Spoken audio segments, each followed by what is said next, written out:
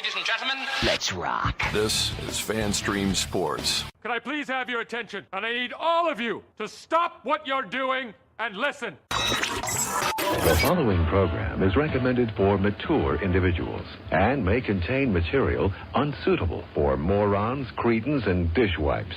If you are a moron, please turn off your radio, because we don't need any more stupid, narrow-minded, pencil-neck geeks who wouldn't know the First Amendment if it came up and bit them on the butt. Thank you. Yes! Here we go! I guess I want to take this opportunity to tell you a little bit about my pants.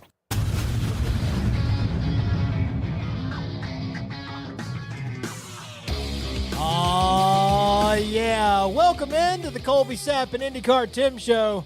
That show that you've conveniently or inconveniently clicked on in order to find your way over to here. Well, you're here now. Congratulations. If you are clicking onto this as a download, the way to get in touch with us as you're listening via download is 214-937-0569.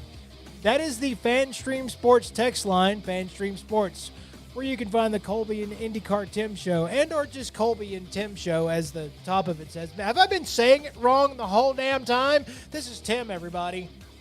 No, it's the Colby and IndyCarTim show. That's just our hashtag is Colby and Tim show. Gotcha. I appreciate it. You not know the name of our show that we've been doing for over a year now? I just looked up and saw Colby and Tim show. It's like, that's not what I say when I introduce the show. That's the first time you've seen that? Yeah, I don't pay attention to much. Huh. Well, here, I'll get rid of it there. I don't want to distract you anymore. It was distracting. That's what she said. So speaking of distracting, I think I was distracting to a few people on Friday, and I haven't got a chance to talk to our listenership about it. But so walking in, did a little show with the K&C Masterpiece, Corey and Kevin, my boys.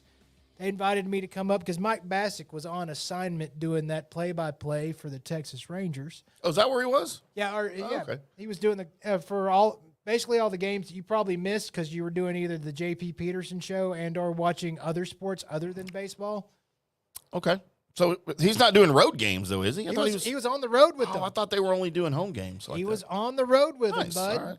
So that was what he was doing. So I went there on Friday to be first time I was on the fan since the cheese wheel incident back with the K&C Masterpiece. But they let me on for the whole damn show. That was good time. I will admit, walking into it, then Corey says, by the way, you're handling the crosstalk.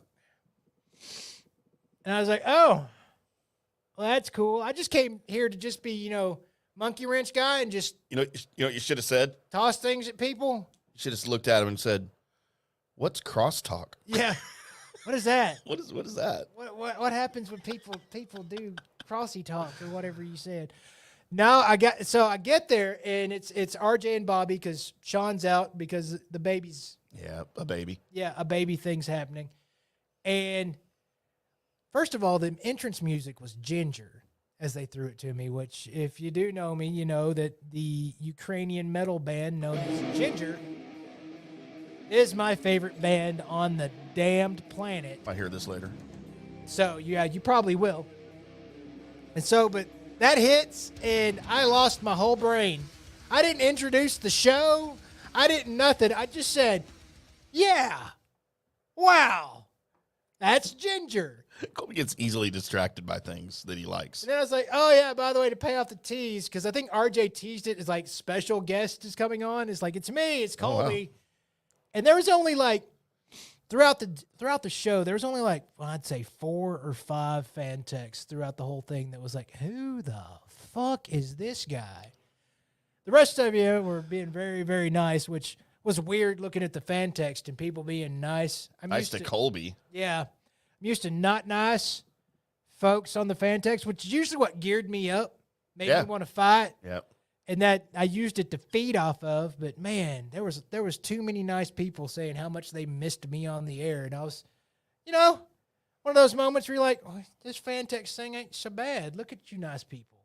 Well, because you were a staple on the K&C Masterpiece for so long. I mean, but it was at night. Yeah. Yes, night listeners, we know you're out there. We hope you're out there because, well, our damn show's on it. Because here we are.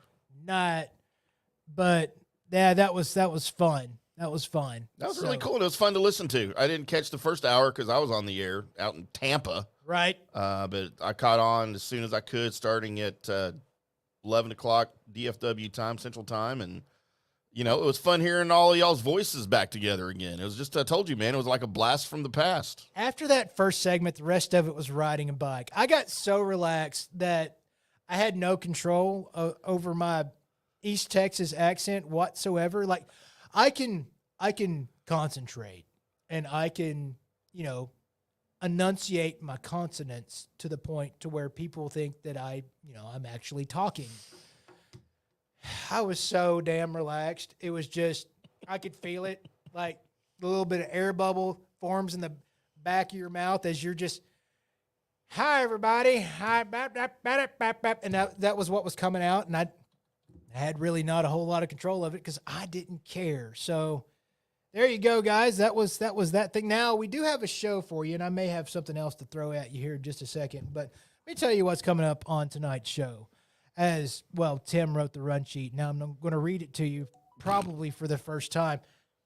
Who's texting you? Well, you know, I turned it down. We have, of course, the sports report, so we're going to get into your sports. As Tim wants to talk about a lot of the roster holes that may be remaining with the Dallas Cowboys. We're also going to get into the Dallas Mavericks and Dallas Stars. We may want to flippity-flop them as I'm looking at this because the game's supposed to start at 8:30. So we may want to get the do Cowboys at 8:30 and do Stars Mavericks at 7:20? As we pre-show on the fly right now, because this, again, my first time staring. I mean, you've only had it for an hour in front of you, you know. I was doing stuff. I was watching Danger Mouse. Exactly. So I watched Mighty Mouse. So there you go. Same? No, one's from the UK, and I don't know where Mighty Mouse is from.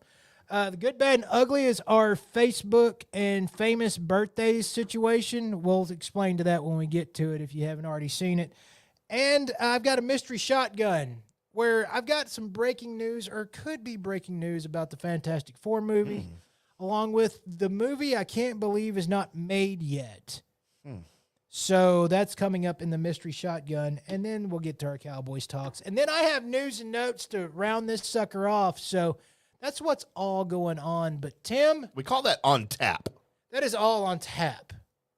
That is a real slick way of saying that I've heard many, many times before, but I don't think I've ever actually used it. All right.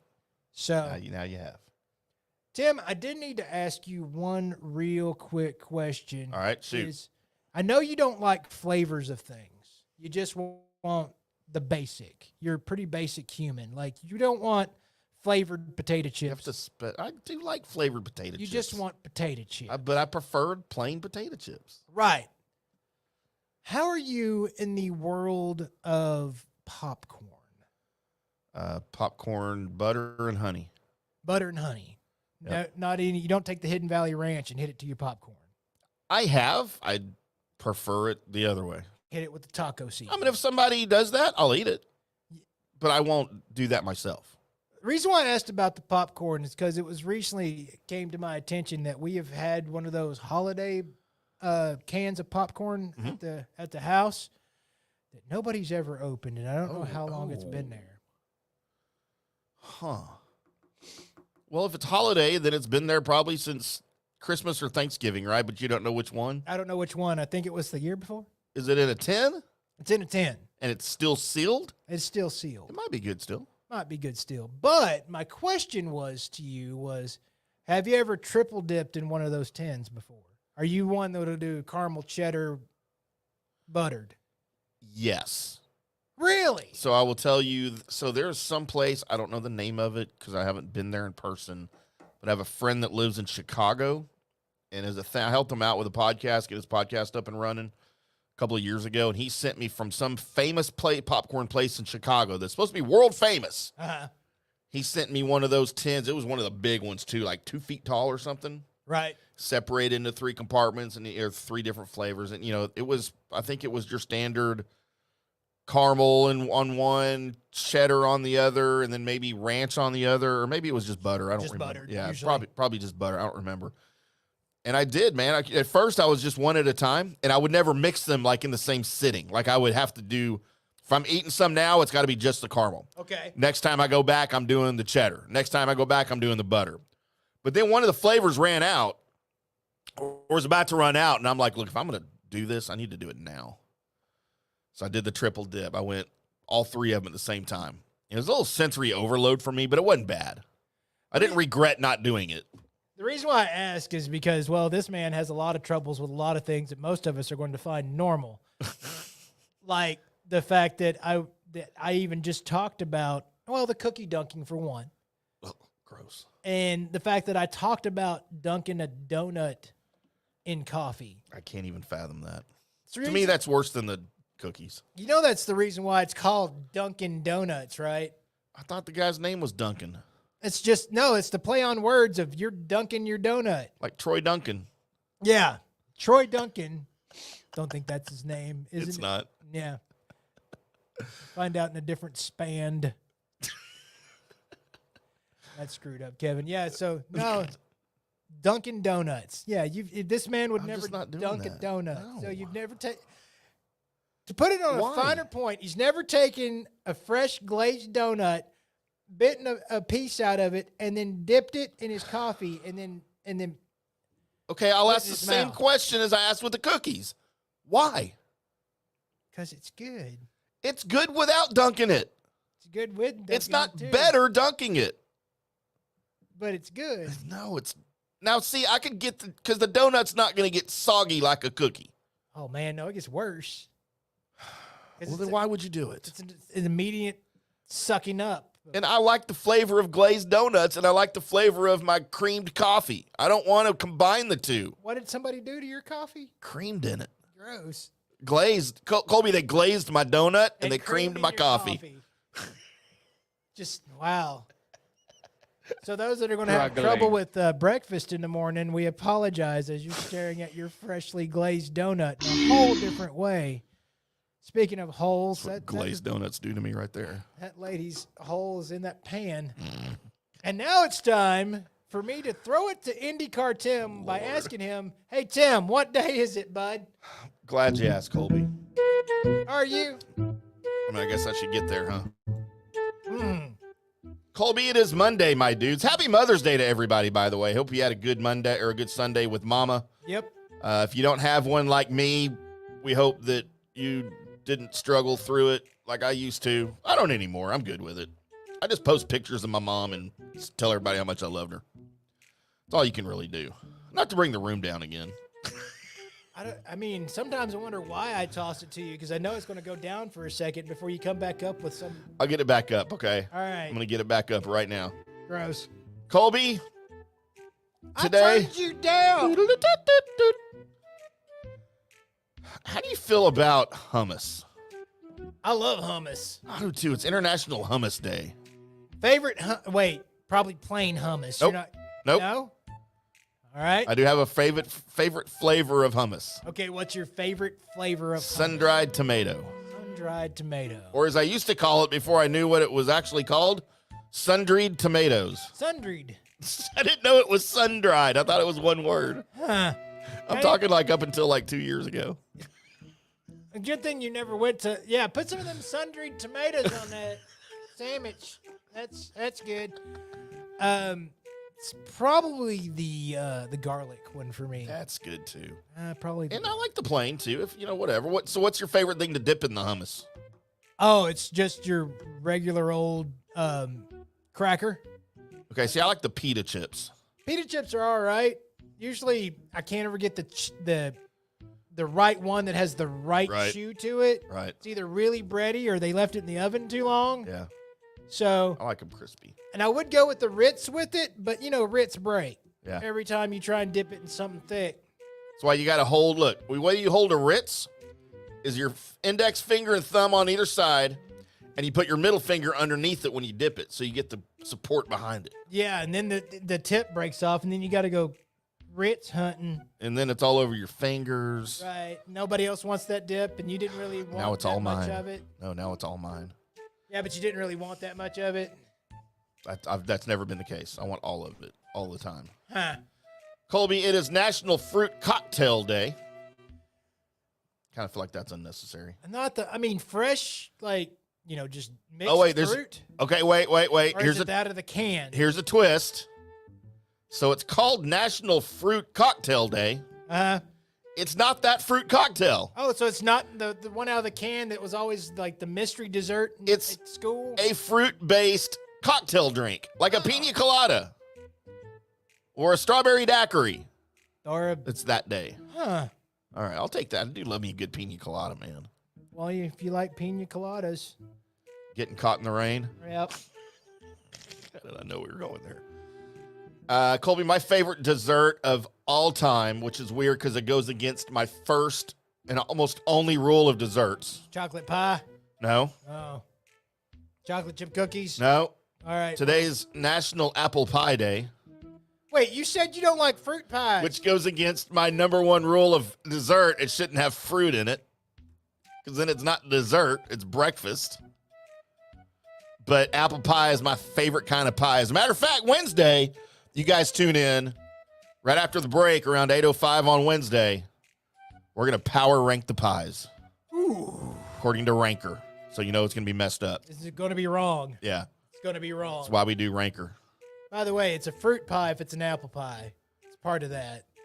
Also, Well, I'm aware, but it's like candied apples, though. They're like candy. well, it's candied fruit. They add sugar to the other fruits, too. I know, but like cherry pie's gross. What? I like peach cobbler, but I don't know. You wouldn't like a peach pie then? Or you saying Probably you're not. out? Probably out on peach pie. I like pecan pie It's not a fruit. or pecan pie. I don't know what is a pecan. Is it a fruit, a nut, Yeah, it's a nut. vegetable, or mineral? Yeah, it's a nut pie. I thought nuts were fruit because they grow on trees. No. Nuts aren't fruit? No. No. Are you sure? Nuts are nuts. They're their own thing? Like You- a you're not- finger is a finger, but a thumb's not a finger? Correct. It's a thumb. So nuts are nuts, but fruits are fingers. I don't know where you're at right now. My world is spinning right now. It's not from my drink. Colby, it's International Cough Drop Day. Oh. You know what? Tell somebody you're sick without telling somebody you're sick. Put one of those in your mouth. Oh God, they stink. You can smell them 8 people away. Everybody in the room goes, well, stay away from Fred. Yeah, poor Fred. He's always getting picked on. Yeah. It is National Fair Trade Day. When is it going to be National Unfair Trade Day is what I want to know. Apparently every other day. Every other day. Yeah. It's not today. It's fair to unfair people in trade, so. I mean, if today is Fair Trade Day, that would only stand to reason that all the other days are Unfair Trade Day. Right. So every other day you could, trade a first-round draft pick for Joey Galloway. Jared Saltalamacchia. Hey, leave Salty out of this. He didn't do anything. to you. Longest freaking name on the back of a baseball jersey I've ever seen. Nope, we seen longer. Kiner Falefa. Mm-hmm. It is IEEE Global Engineering Day, and I wasn't stuttering. Why? IEEE Global Engineering Day, Colby. God, that made him yawn. Wow, just all those letters together. I know, so Threw many me off. E's. How about National Anita Day? So Franklin, Anita Franklin? don't you? Wait, what's her What? name? Anita. That's Aretha. There we go. Urethra Franklin. Well, Anita Franklin? my brain's gone. I yawned. The Godfather of Soul, Anita Franklin herself. So if you're named Anita, Colby, usually I hate these kind of days, but this day is well-deserved because I love that there is a day for this. It is National Crouton Day. Croutons are amazing. Put croutons on everything, including my ice cream. I used to go to Mazzio's pizza place, and they had the salad bar, and I would always Yeah. get a bowl full of their croutons. Yep, same And thing at set 'em- Jason's Deli. Yep. Huh. I'd eat those like chips. I do like that. Colby, how about National Drew Day? Do we know any Drews? Oh, they're all in Cleveland, right? Drew Henson, Drew McIntyre's on the wrestling right now. Drew No. McIntyre, Drew Brees, Mm-hmm. Nancy Drew. Who's the dude from Cleveland we were referencing? Drew Carey. Drew Carey, Drew Barrymore. Got Maybe all the- the Drews. Is that the hottest Drew Barrymore? I think so. Yeah, definitely. We're in agreement on that, I like Drew. which is weird. How about National Frog Jumping Day, which I think we would call leapfrog, right? Right. Or Frogger. Frogger, God, that was a great game. Meow, meow, meow. Colby, National Leprechaun Day. Thought that was like St. Patrick's Day. So, Leprechaun 1, Leprechaun 2. Which Leprechaun are we talking Oh, about? one. 1. Yeah, the one with my future ex-wife in it. Before the nose job. I have a story about meeting her while she was filming that movie. What happened? Thought I had a shot. I really did. There was another famous girl there, too, that I thought was more famous at the time that I was hitting on instead of Jennifer Aniston. And then neither one of them worked out well. Pretty sure I shot my shot with Jennifer Aniston in like 1991. And like, swing and a miss. That was pre-nose job, too. She didn't look like she did now. Still. I think she probably got the better end of that. Not doing you? Yeah. Not doing you. Because Lord knows what would have happened to her after that.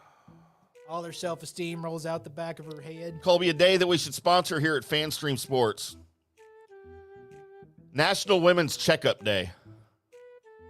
Definitely. Everybody just come on into the studio. We will give you an appropriate checkup. Just put your legs up on the table. Yep. Spread that whisker biscuit and let's see what's going on. We'll turn the cameras off. That's right. Mate, as far as you know. Except for our phones. Still live streaming. Actually, you know what? I'll just let Tim handle that because I'm pretty much afraid of anybody that's willing to do that. To come in and get checked out by us. Yeah. It's probably more your speed. What does that mean?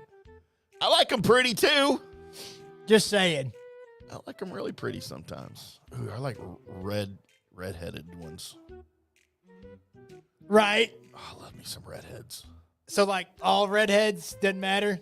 No, it's got to be specific types of redheads. Okay. Like I'm probably out on, what's his name, Richie Cunningham. So it's got to be a female. Well, hopefully, yes. Right. I mean, I hope that goes without saying. Well, you just named a dude. But that kind of red hair, I mean, Okay.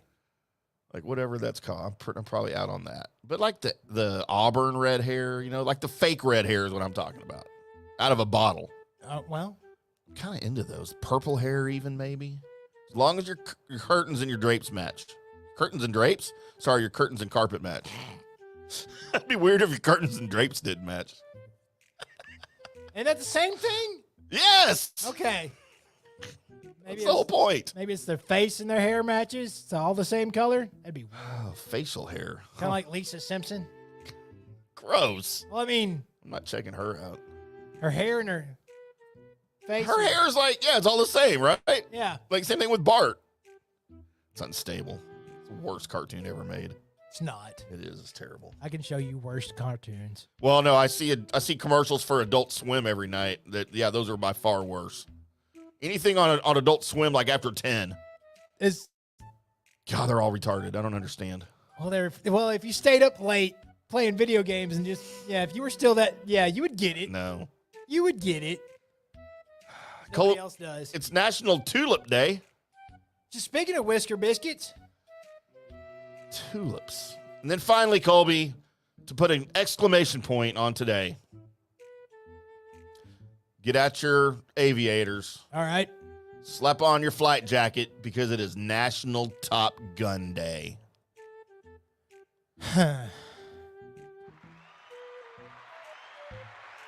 Well, good for that. Let's all go take our shirts off and go play volleyball. Struggling. Yeah. No, I'm not doing that. That's what you do for Top Gun Day, right? Oh, we should do that as a commercial for our show. Just Me and shirt you in the off sand pit with our shirts off playing volleyball. and slow-mo pictures of both of us diving for volleyballs. And then a slow motion picture of me trying to get up out of the sand after a face plant. You could do a regular motion one of that. It would look slow motion, It'd right? look slow motion. Just do a regular motion of that. Oh, for the love of all that is holy. We all sound like Arnold. Get to the chopper. Like a good neighbor. State Farm is there. Say neighbor. Nick, dude, I hate those commercials. But it sticks in your head. They're making fun of his stupid accent. You're the one that just called it a stupid accent. Well, I like his accent. I'd I'd like to call Arnold a friend, all right? We shared a lot of glasses of wine. What? I've told you this story before. Probably. Me and my first wife went to Vail, Colorado on a ski trip one time. We rented a house right on the mountain at Vail. First night we're out there, I'm out on the deck cooking. And freaking, I look over and there's Arnold Schwarzenegger on the patio next door having a cigar, drinking wine. He waves at me, calls me over because these were big patios. And he had a partition where he could close it or open it. Right. And it was open. So I walk over there. I'm like, the hell? Couldn't be a nicer dude, man. We were there for a week. We hung out with him every single night, him and Maria. He had it. So his thing at the time was Chilean wines. He had an entire freaking, like you would think, basement of Chilean wines. He let me pick out a couple one night, and we freaking drank Chilean wine and chatted for like every night that week. It was amazing. I would like to point out during the opening of this show that Tim has talked about almost having inclined hokey pokey relations, but swinging and missing with Jennifer Aniston before the nose job. And then just casually tells me about the time he hung out with Arnold Schwarzenegger in Vail, Colorado, drinking Chilean wines. I thought I told you that before. No! Really? No! That's one of the greatest weeks of my life, man. I can imagine. This was pre True Lies, too. Or I would have asked him about Jamie Lee Curtis. Yeah, so there you go. There's my Arnold story. It was like the most fun. And they weren't skiing at all, so me and Deanna would go skiing during the day, and I'm like, all right, we got to hurry up and get back. I'm ready for some wine with Arnold. But, dude, they could have not have been nicer people. Like, it was awesome. Is somebody calling you out on there's Arnold. No, No. Just kidding. So now it's time for an awkward segue into Are we doing sports? well, it's time to do a little bit of this. The Colby IndyCarTim Sports Report. And we need to get into a little bit of playoff talk for this thing. Getting in as, well, both teams have the opportunity to put a stranglehold on their series tonight. And we're all kind of keeping an eyeball on what the Texas Rangers are doing. Because according to Kevin Hagelin, as long as the Rangers lose, that the Stars and Mavericks both have the shot at winning. That's a weird theory. Mainly because every time it's happened. Oh, okay. So the Rangers didn't play today, right? Well, or do they play tonight? They're playing, I believe, right now. Great. They're playing right now. I can't cheer for the Rangers to lose. No, nobody can do that. Nobody. Now, there was one of the nights that the Rangers had the day off. Okay. And both the Stars and Mavericks won. All right. So Kevin Hagelin's theory is that there's so much, I would guess, voodoo or mojo that happens when your home team wins. Yeah. That not everybody can win. So he's been eyeballing the Texas Rangers games in order to see what happens with your Mavericks and your Stars. And I'd like to start out by saying, as far as the Dallas Stars are concerned, Go Stars. this thing has really looked like, when you get past that first game and you go turn around and you look at that first game of how you were ahead by so much and there was only like a period and a little bit of, and actually just a period that you weren't winning that hockey game. Because even in overtime, hockey game, that sounds weird. Yeah. Anyway, that was only that part of that game that you were like, man, we're not doing well. The rest of this has been the Stars have looked like the better team. Even in that overtime period, the Stars looked like they were a better team. So I don't know, man. I think it's the goalies. I really think it's the goalies in this, as far as what Otter looks like compared to Gutterstain. What is his name? Oh, the Avs. Yeah, the Avs goalie.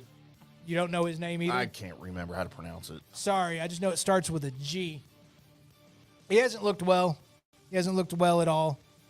They have to realize that me and Tim both suffer from the we don't have bellies. Yeah. So, And I'm not going to either. all of our stars intake has been through, basically YouTube short videos where they show the whole hockey game, but they show it, in an 8 to 9 minute span. So I've watched a lot of hockey this season. I've only watched it not actual, except for when they're on national TV, which is very, very, very rare. It's Georgiev, by the way. Georgiev. That's why that name sounded stupid, because that name sounds dumb. But your stars are looking great. Yeah, and I'll tell you what, they kind of have, I think the Avs a little bit scared right now. I think the Avs are looking at the Stars right now the way the Stars were looking at the Knights. A little bit. Like a little bit of a bugaboo? A little bit. Like because what do I do with you? I clearly think the Avs are a better team. Ooh, I don't know about that. All the way across the board? I think they're deeper. I mean, their one goal Saturday night was from their fourth line. Right. I think their top two lines are struggling this playoffs a little bit against the Stars, but I think they're a deeper team. I think they have better goaltending. No. I do. I think they do. Really? I think that's their weakness. But I think the Avs defense is their weakness. Okay. You know what the difference is in this series right now? Is Chris Tanev. Okay. Dude has turned this franchise around since they obtained him at the trade deadline. If you look at most of the goals they score, he's usually on the ice on the defensive side. And he is usually the one that is – so that goal that the Stars scored, the Sagan goal, with the pass across the ice by Dodonov, dude, that was initiated by Chris Tanev as he was fighting off 3 Colorado Avalanche players in the corner behind the net at the other end. And he somehow got a freaking centering pass out from 3 Avalanche. And he initiated that entire breakaway, that whole sequence. But I think he has been, dude, he is a calming presence with some of these younger guys, especially on the blue line. And I think he is the difference in this series right now. Because when you've got a guy like that's just, he's a reassurance. He's like I said, he's a calming presence for some of these younger guys, right? When you get down in the series, when you went down a game after the first game, through that entire game 2 that was really in question up until the final, buzzer went off. He is an influence on the younger guys on the blue line. I think even with some of the forwards, I just think he's a true veteran presence that has been here before, almost like a coach on the ice. And I know that's an overused kind of term, but I think he is the difference with some of these young guys right now. And if the Stars, I don't know, if they have the next off day they have tomorrow, dude, you better be trying to lock this dude down because his contract is over at the end of the year. He's making $4.5 million this year, and the Stars are only having to pay like 25 cents on the dollar for that. Okay. Because of the trade. Dude, I go in there and say, man, we want you here for 4 more years. Here's $6 million a year. Huh. You have to do that, dude. This guy he has changed the trajectory of this team this season, I think. And he's the only reason I think the Stars have a chance.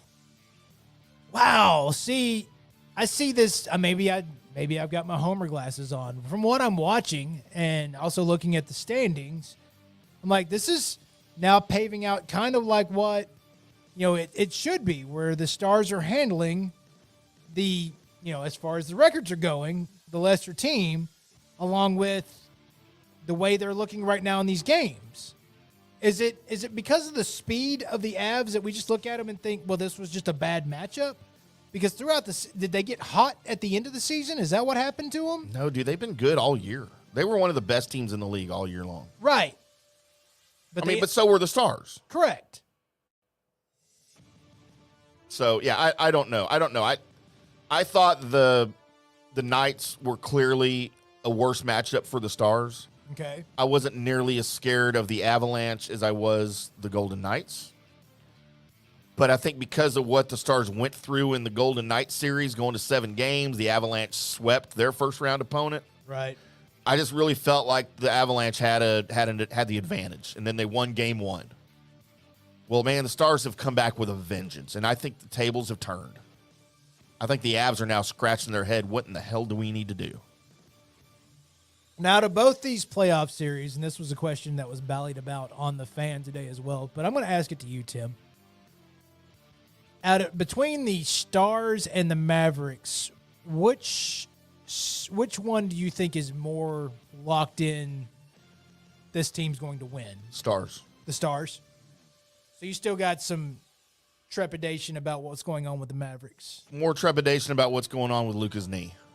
Okay. I just feel like, and I know they're up 2-1. Right. And they played really, really well. But, man, if his knee is as hurt as it looks sometimes, that could go at any minute. But here's the thing, man, about this Mavericks team. What have the Mavericks been missing since Luka's been here? A support staff, right? Right. They've tried several combinations of support staff, and they've never found the right one. I think this year, though, I think they found the right one. Whatever the combination is that they can put on the court around Luka, the trade that they brought in Washington, who's a local dude, played high school here, grew up wanting to be a Maverick. I think that helps a little bit. But here you have an obviously hurt Luka who doesn't have to be playing his best basketball, who's not scoring like his normal self. And they're still winning games because of Kyrie Irving. He's single-handedly taking over games that he didn't do before. And I think it's because of that support staff. It is, and also PJ running up the scoreboard on what he's doing. I mean, he led the team in scoring last game, and he's been doing that throughout this series. I think it's going into the Mavericks part of it. By the way, I do believe it's the Mavericks that have more control over this thing than the Stars do, and I actually think both of them are in pretty good control right now. Okay. But the reason is because of, I think your big fellas are going to start to wear down on OKC. Kind of what I said at the beginning of this, that we're really big compared to Oklahoma City. So I think they tried to do the physical thing, which they were doing, and beating the F out of Luka. Then your guys started to step up and say, you want to play like that? That's cool. We can do that too. And that's where you've seen kind of the transformation. That neither team this past game shot really well. Right. It was more along the lines of, are you getting your rebounds? Are you doing what you need to do? And then are you hitting that shot when it really needs to happen? And that's what the Mavericks were doing. It was a lot closer game than what it should have been there at the end. Right. A lot of hack-a-lively going on, which maybe we should all watch out for that, even though he stepped up and made them. Yep. But I think this Thunder team will be amazing. I don't know if they're amazing yet. Walking into this series, everybody looked at the fact that these guys are young. Coach is amazing. These guys are young. And I hate to admit it, but even going through it as a Dallas Mavericks fan back in the day where you were a young team so many times, right? And you couldn't quite get over the hump. And it's because of lack of playoff experience, because just like the NHL playoffs are a different animal, the NBA playoffs are a different animal, and everything seems to switch gears. Right. And when it does, the veteran teams know, okay, this is what we flip. The younger teams don't know it yet. I think that's what the Timberwolves are running into against the Nuggets, which I think that Timberwolves team is also going to be one of your future teams to look the fuck out for. But I think you're going to have your older teams make it through on this side first. And maybe next season, now it's starting to hold on to and clutch your pearls because here comes the youngins. Yeah. I think that might be the time. Yeah, and you brought up a good point. I think that's another big difference between this team and older previous Mavs playoff teams with Luka, is they got bullied a lot. They did. Especially those series against the Clippers. And when the Mavs got bullied back then, they backed down a little bit, and they changed their game. It changed the whole atmosphere of the game. Dude, that's not happening this year with them. They're getting bullied every game, and they're bullying right back. Standing up, hands crossed. No, we ain't going anywhere like the PJ pose. Dude, and Lucas turning into a guy, and I love it because he needs to be this way. He's turning into a guy that, like, you don't want to mess with. He's always kind of had that edge to him whenever somebody would really challenge him. Yeah. Like, he'd stand up and okay, fine, let's go. Right. But maybe it's just now because the focus has always been on him, but the focus is now switching towards this team's toughness, and everybody's starting to notice it. Maybe he's stepping up a little bit more, Yeah. or just being injured. He's a little bit more, I don't know, aggressive. Yeah. Like, don't get near my leg. I'll gouge your eye out. Right. And maybe that's what you're seeing. But that Lucas had that just from, well, he's been playing with grown men. Pause. He's been doing this. Mark. He's been doing this for a while as a youngin' all the way to now, where he's having to fight through this Right. stuff like this, like what's going on now. So Lucas is a tough dude. Man, and another thing I'm seeing from him is he doesn't mind being the bad guy. When they go into opposing arenas, No. we hear about all the heckling that, dude, I think he digs it. I think he is thriving on the heckling, on what people are yelling at him in opposing arenas. I think it's kind of what's kept him going through this injury. And we didn't used to see that from him.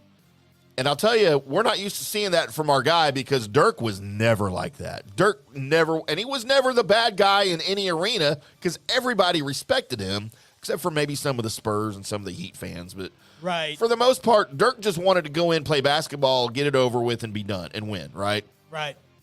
Luka's okay getting the taunts, getting the heckling, and giving it right back, and getting in other players' faces, whether it's his own teammates or it's the opposition. Dude, he doesn't mind being the bad guy, and I think that's an important part of his game that he's developing, and that's what's going to keep him going. I will say that I do think you may be overlooking that whole Miami Heat series when he would step into Miami and nobody there even wanted him to be anywhere because he was doing his thing. Yeah, with yeah. the Mavericks on his back. Yeah. So we've seen this happen by a Maverick before. Now we're hopefully getting to see it again with Luka and the Mavericks. So let's all say one thing of go Stars, go Mavs, and let's get this playoff thing going right. Go into Stars. the finals with both of these guys. That would be amazing. Coming up next, it's time for a little good, bad, and ugly, and then I have a mystery shotgun. That's all coming up on the Colby IndyCarTim show. Hello, sports fans. FanStream Sports. All right, guys, time to talk a little bit about turf life. You've seen the hats on our heads. You've been or seen the video of the studio. You've seen that the decals are all over the place. Turf Life. Man, it's the brand that salutes the consumer and industry players everywhere whose lives involve turf. What does that mean? That means if you play or have a business or, maybe you're a sports educator, you're going to be on turf at some point. So you live the turf life. So go ahead and tell everybody you live the turf life by having your Turf Life window decal or, the hat or the keychain or the something.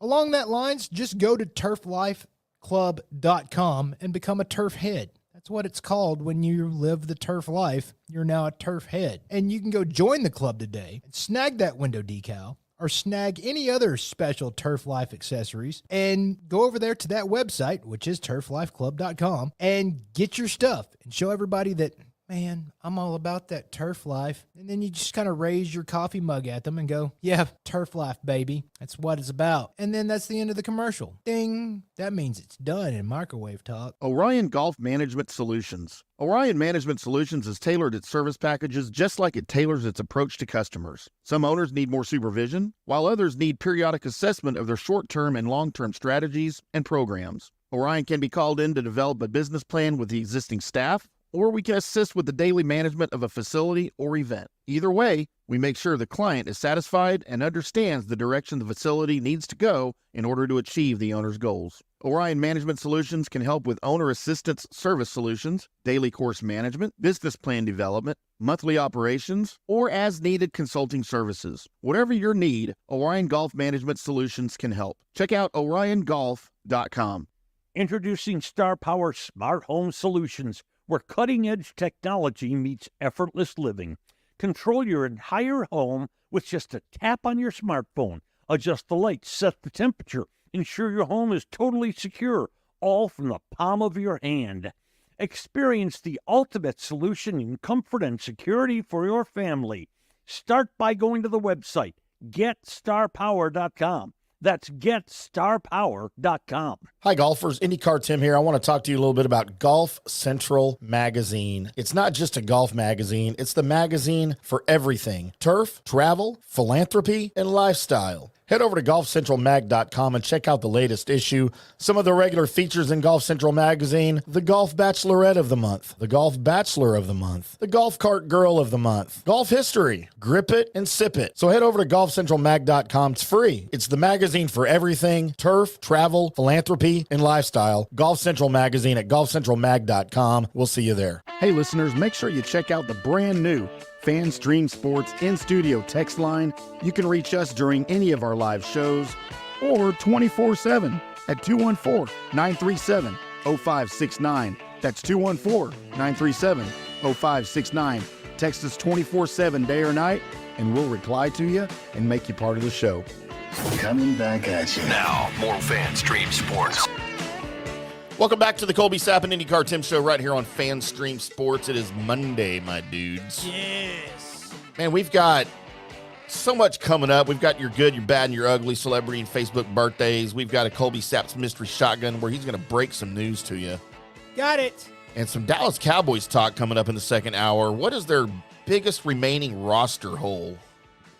According to you, the people, the fans. We're going to talk a little bit of Cowboys as they are in the middle of their offseason, their rookie mini camps, waiting on the mandatory camps coming up here at the end of the month. But first, Colby, it is time for everyone's second favorite segment of the show. It is time for the good, the bad, and the ugly.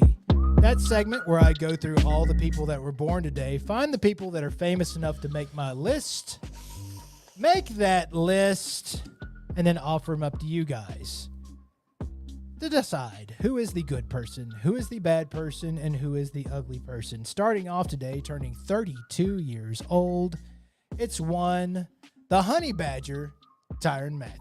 God, he's only 32? He is only 32. Doesn't it seem like he's older? It does. And didn't it also seem like you didn't know anything about what a honey badger was until he came around? I mean, I'm from Louisiana, so I've always known what a honey badger was. Okay. But it's weird that a player has that nickname. Going back to his LSU days, it's kind of weird. Turning 85 years old today, it's one Harvey Keitel. And you knew a movie was going to be strange if it had Harvey Keitel in it. But we like him, right? Yeah, we do. I can't believe he's 85. I Yep. mean, anything that Quentin Tarantino does, he's pretty much in it.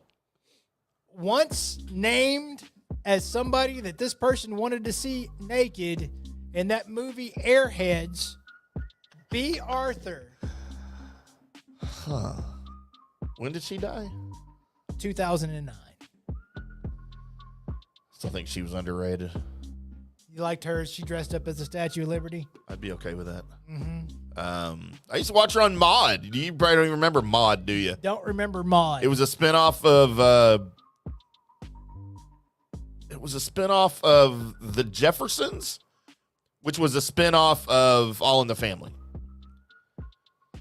Just spinning things off all over the place. Yeah, huh? lots of shows were spinoffs of All in the Family. I had a bunch of them back then. But B. Arthur, man. I mean, I would have. 60 years old, Stephen Colbert. You a fan of the Colbert Report? I have no use in my life for Stephen Colbert. None whatsoever. Anywhere, ever. If he fell off the face of the earth, the world would be a better place. Huh. Don't know if I'm there with you. I guess I can give or take. Yeah, I don't try not to think about him too much, to be honest.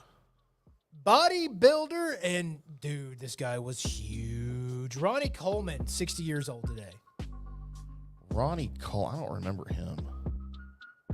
You probably have seen him in a muscle magazine or two. It's think? not known. I was going to say middle linebacker, Packers, mid-'80s, but I guess that's a different guy. No, different guy. All right. Darius Rucker turns 58. Oh, Lord. Only want to be with you. Hootie. By the way, Do we need him? Still the first concert I ever went to. Hootie the Blowfish? Are you Yeah. serious? Never went to a concert before. This I feel like this is breaking news. this chick wanted to go to this concert to see Hootie. It was chick driven. And so it's me and two other people went to this. Those two couples went. And I remember standing or sitting at this concert going, okay. You didn't get it? So we're all just, we could all just stayed at the house and just, y'all could have just played this and we'd have been fine. Why are we all here? You got to see him live, Colby. Got to see them live to do the same thing they do on the, if I go to a concert, I want to experience a concert. This was not an experience. What do you mean by that? Like, you want the songs to sound different than the way you listen to them all the time? No, I want the crowd response. There was none of that? I wanted a mosh pit. People were singing, but I guess because I wasn't into the music, I didn't care. So I don't know. I feel like my first concert was better than yours. Probably. 1979 AC/DC. Definitely. Died in 1959, Richie Valens. Once played by Lou Diamond Phillips. Do we need either one of them? Oh, yeah, we need Lou Diamond Phillips, man. Do we? Yes. Of course you do. For what? Young Guns? To do Lou Diamond Phillips things. You know? All right. I don't dislike him. I just don't know what he's ever done other than Young Guns. He was in that movie, The Big Hit, with Marky Mark. I didn't see it. Huh. Wait, do we need Marky Mark? Yes, we need Mark Wahlberg. How else are we going to have a stuffed teddy bear cuss at us? We need him as an actor. I don't think we need him as a rapist anymore. Well, he was good at that. I guess. I don't know. I don't think he was that good at that. Funky Bunch? Is that what they were? Yes. By the way, Richie Valens died tragically, of course, in that same plane crash with the Big Bopper and Buddy Holly up in Iowa. I've been there to that memorial. They literally crashed in the middle of a freaking cornfield. There's nothing out there. But the place is marked because as you drive up to the property, the owner's property that still owns it, right? There's a big horn-rimmed glasses statue monument that marks on the side of the road for a little bitty trail that you have to walk about a mile down between two fences to where the actual crash site is with another memorial. So you've been to the memorial? I've been there, yeah. My mom was from Iowa, so I remember in the early 80s or whatever, we went up there, and it was not far from where, when I say not far, it was like 2 hours out of the way, but we had to go see it, which was pretty cool, to say that I've been there and stuff, but it's kind of underwhelming. The man that once had his penis broken by a lady jumping on it from across the room, Dennis Rodman turned 63 years old today. Wait, I've never heard this story. Yeah, this chick tried to do like a cartwheel flip onto him and missed. Colby, how much drugs do you have to have in your body or how much alcohol in your system to agree to be the recipient of that stunt? I couldn't hold still, I can tell you that. No. As soon as she's airborne, I'm moving. Yes. We'll adjust after you land. That's fine. Good God. So, also heard the story that, I forgot who was telling the story. I think it was Shaq with the Lakers, and he was telling the story of Dennis Rodman would come in, and during the shoot around or whatever, he would just eat his chicken and rice and not pay attention to anything, and then go out there and play an immaculate game. Right. Leave immediately from the game to go to the club. No shower, no nothing. Smelling to high heaven, and Shaq would walk in and be pissed because this guy would have multiple supermodels around him. And he stunk. He always looked like he stunk, though, right? Nobody cared. It was the musk. The women. My musk does not work that way. Doesn't attract. No, it detracts. Neither does it mine. repels. Garrett Hilbert is 37. Member of that Dude Perfect crew. Yeah, I'm kind of out on all that, too. No, you can't be. I have no need for any of that fake crap. Dude, it's all fake. They finally make it. Every bit of it is fake. I know they're all Aggies and I'm supposed to like them and crap, but just stop. No, man. If you can do something and get that famous for doing it, keep doing it. Why don't we do fake stuff? Well, we can. Just how long would it take you to make that impossible shot? Well, you don't have to make it. It's fake. No, it's not fake. They finally make it. No, it is all fake. All right, we'll have to talk to Sparky about this. Yeah, Sparky will tell us it's all fake. No, he won't. Sparkman. Bet you didn't see this coming. Stevie Wonder is 64 years old today.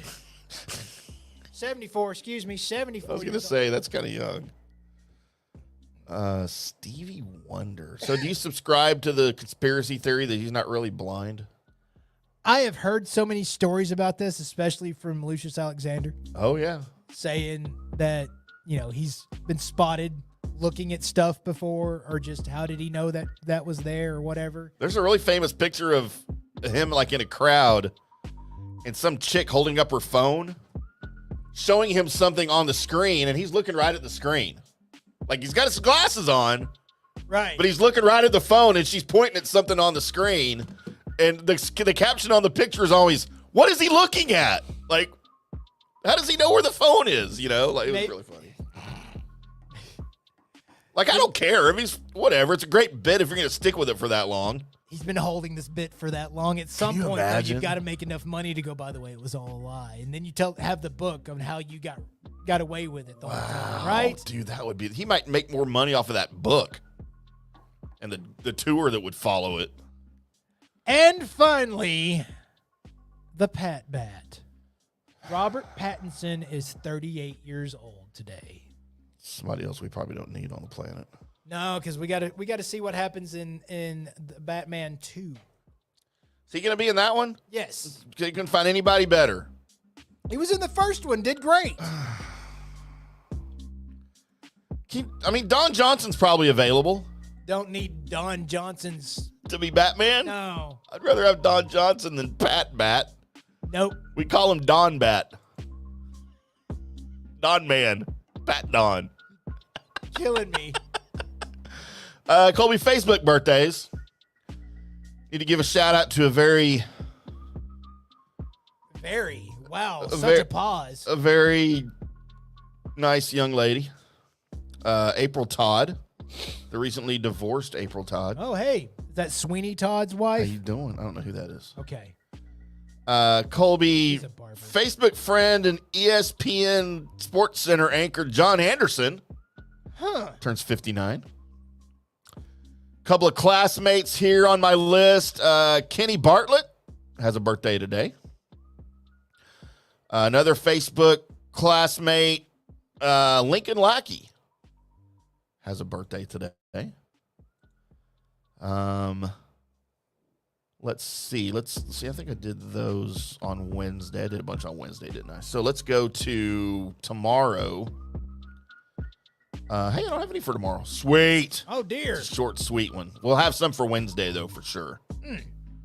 Oh, man, it's going to be a big Facebook birthday Wednesday. So if you guys have birthdays this week and over the weekend, make sure you tune in for the birthday segment on Wednesday. You'll probably get your name shouted out. Damn right. All right, Tim, what you got for me, bud? All right, I'm doing bad first because it is the most glaring one on my page. It's Stephen Colbert. Wow. And before you said the last one, Robert Pattinson, that made it a little less clear, but it took me about a millisecond to go, no, it's fine. Stephen Colbert's way worse. He played a good Batman. That's fine. You know what? I'll give it to him. I just don't get it. I don't get him. Like, as a person, I don't get him. I mean, what is he, a vampire or a werewolf? He's Batman. Which one was he? He was the vampire. Man, he played that. I'm going to ask how you know that. Because I had to watch half of that movie before I left. Oh, gross. All right. I'm out. As soon as the vampire started sparkling, I was out. They were sparkling? So that's the reason why in Twilight the vampires don't go in the sun. It's not because it'll kill them. It's because they sparkle. Wait, no, that's not how vampires work. You can't make up new rules about vampires just because you put them in your book. They made up new rules, and all of a sudden then, like, if they went out in the sun, they would sparkle. Like a lit Christmas tree. And they just didn't want to sparkle, or that's how people would know they were a vampire? That's how, yeah. It would attract more people to them. The Lost Boys is the last vampire movie that should have been made. I'm telling you. Maybe From Dusk Till Dawn. That wasn't bad. I was about to say. Yeah, that wasn't bad. Colby, so Stephen Colbert is my bad. My good. Jesus. Very slim pickings here. But it's B. Arthur. I figured. It's going to be B. Arthur. Still like to see her naked. Not now. Well, not now. I mean, it'd probably be easier now. Just need a shovel. Right. And well, there could be somebody guarding. Probably B. security. Arthur's grave. Yeah, probably be security. You think B. Arthur warrants grave security? I don't know. Like Elvis or Jim Morrison? Right. You run off with B. One of these days, Colby, I'm going to show up for the show. I'm going to have this little cup. I'm going to go, I brought B. Arthur with me. You want to see? I can open it. No, I don't want you to open it. Colby, my ugly. I mean, there's a lot. But there's one that I have to go with. And we didn't have any chicks in the whole list except for B. Arthur, did we? I was about to say, what are you talking about B. Arthur like that for? Wow. All right. I could go with Harvey Keitel. Could go with Darius Rucker. Could go with Dennis Rodman. Could go with Stevie Wonder. But Colby, my ugly, and it's not even close, is Robert Pattinson. All right. That pasty white vampire look that he has. I'm out. I'm going to go ahead and give you my good right off the bat. It's Robert Pattinson. Come on! Because I love that Batman movie. So, and you'll find out here in a little bit. I love comic book movies, and I thought that was amazing. My bad, I mean, he was a bad boy all the time. It's Dennis Rodman. Yep. And my ugly, I'm going to give it to Harvey Keitel. Yeah, that's appropriate. I like all of your picks except for the good. Hey, my good was amazing. How is B. Arthur not your good? Because it's a national treasure. She was a golden girl, for Christ's sake. Was she your good? Was she your good? Yes. Okay. Then we have it covered, Tim. That's not the point. It is. It has to be unanimous. So there you go. There is your good, bad, and ugly. If you agree with us, cool. If you don't, well, you should have texted in or put a message up telling us what you thought. By the way, 214-937-0569 is a FanStream Sports text line. Shoot us a comment if you're listening to the recorded podcast. Doesn't have to be live. We'll still see it. Or if you're listening to the live stream on FanStreamSports.com and you don't have video, you can text us and we'll see it. And we'll reply to you, make you part of the show. That's right. Just like the commercial says. Because all right, commercials Colby. are right. Yeah, they always right. I mean, they can't lie if it's a commercial, right? I feel. All right, Colby. Are you ready for America's third favorite segment on the show? I am. Oh, yeah. Welcome in to Colby Sapp's Mystery Shotgun. I am your host, Colby Sapp, along with Pod Racer Tim. Said this multiple times, but if you hear that intro and like, what are they doing? They just went from one segment right into this. Well, this is also being podcast later. So hi, people that are podcast later with me, and you're picking this up. I do have a lot of things to get into, and we starting off with the rumor mill that's kicking up, because I have not been able to confirm either one of these for sure, but there's been enough questionable action around these two individuals that I'm going to go ahead and say we're pretty much locked in at about 60% sure that these guys are going to be in the Fantastic Four movie. I'm just not sure, because I haven't seen an ultimate, one of my guys on the inside go, this is happening. I can't get it confirmed. But I've seen people do videos on it, and I've seen some, my less questionable Twitter guys are all going with it. So I just want to bring it to you just to kick it around. So the two guys that I'm talking about is John Malkovich and Liam Neeson. And Tim has their pictures. We're getting there. In case you maybe don't know who one of these guys are. Which one you want first? Just pop them both up. Well, I can't do them at the same time. All right, pop them one at a time. There's John Malkovich. Favorite movie with John Malkovich in it, Tim? Being John Malkovich. I'm going to go with Red. I was about to say Red, both of them. So. Yeah, his character in that was awesome. And, of course, Liam. So. Of Star Wars fame. I don't think he's been in any other movies. Yeah, I'm not sure if anybody else is taking him on as a movie, or taking him to the movies, or put him in a movie called Taken. But So these two guys are in, and Everybody's guessing that one of these two guys is your Victor Von Doom. Wow. I have a slight problem with both of these guys as Victor. And it's not for how they would look in the movie. It is because of how long I want the Fantastic Four to go on and how many more movies I want them to be a part of. Because they're old. These guys are a little old. And now I know CGI rights, stuff like that, they can, pretty much keep going with these guys for however long they want to keep going with them. But how long do these guys want to do this for? Is it just a few years? Because if they are Doctor Doom, if they are that character, then say, what does it take? 4 years to put a movie out from inception to it's out? Oh, maybe. Sometimes a little shorter. Yeah. But it's something along that lines. And even though you start getting into that, let's keep making, more of these, and you've kind of got your cast already, and it takes a little bit shorter time. Still, there's time in between. How long these guys want to continue kind of makes me go, oh, crap. So is Doctor Doom going to be a character that they deal with and then they banish? Like he's done? Either they kill him off or whatever, and they'll have to bring him back later, but will they? Because will these actors be done by that time?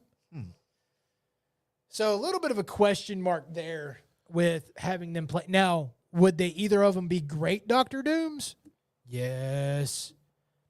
John Malkovich a little bit more than Liam, but still. Them playing that evil, sadistic, super powerful character, could totally see that, could totally see them pull that off. That would be amazing. Again, I'm just not sure about how old they are, if that will look right. Also announcing, by the way, the Agatha Disney Plus series has been renamed again. It's now the 4th or 5th time they've renamed this thing. Oh, Lord, that's probably not a good sign. It is Agatha, the Lying Witch, and the Wardrobe. Is what they're going with now. The Lying Witch and the Wardrobe. Now they're just doing a bit. I think so. Now, from what I'm hearing... Is it April Fool's? It's not. What I am hearing from everybody that's seen the pre-screeners for this and see how it's going to go, everybody is super excited for the public to see it. This isn't DC movies coming out. The Rock tells you that everybody's super excited to see Black Adam, which, by the way, was a success. Go look at the box office numbers. Wasn't bad, even for when it came out. But yeah, no, this isn't one of those instances. This sounds like it's one of those where they feel like they have a major hit on their hands. So everybody get prepared for that. But yeah, as of right now, until a week from now, when they change it again, it is now Agatha, the Lying Witch, and the Wardrobe. So we'll see how that happens. I hate that. You hate it? Yeah. It's a nice play on words. Kind of matches the character of Agatha, who I'm out. I love the character. Okay.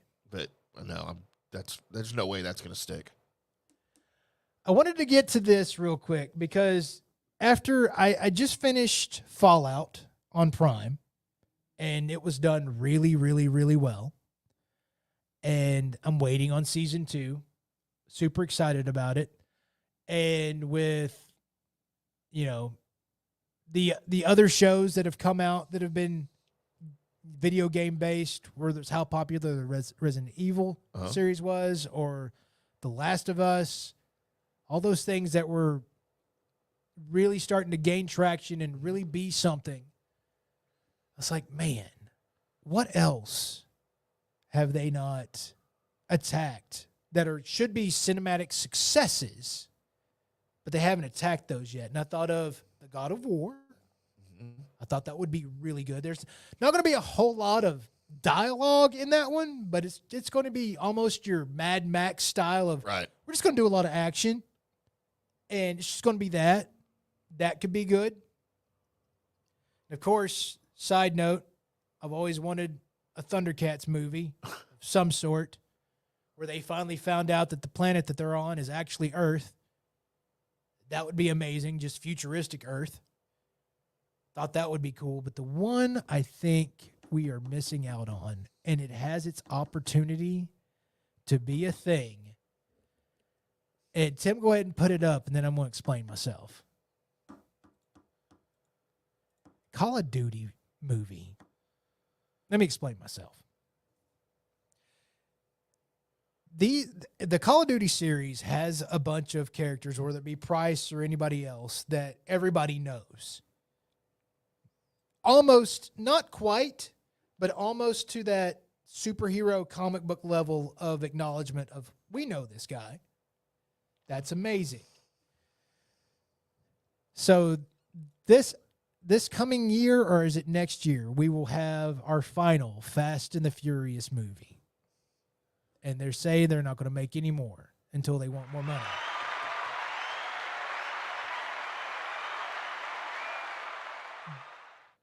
But the Call of Duty movie that I want to make basically has all your characters from the game played by, maybe get a couple of A-list stars, and then the rest, you can go grab B-list stars. Sure. That's fine. Like us. They're not going to get that far down into the alphabet before they reach us. B-list, Z-list. Yeah. We had to switch to numbers because we ran out of letters. But I'd love to see where they did, and they reenact the old scenes from the game, maybe some of the maps that everybody loves to play on, have the scenery be, you had to show up you're at Rebirth Island, or you're at, I don't know, Vondel. You're at any one of these places that you can remember, and you're having to do a battle there.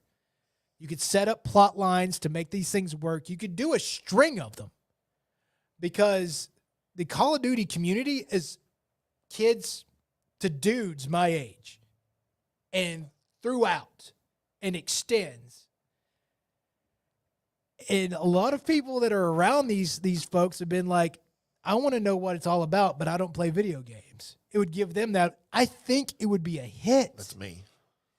It would be a hit because you would just do it serious enough that the action would mean something, but then have odes to the game, which I know this is going to be in there, but favorite thing in the world to somehow happen, and I'm not sure it will.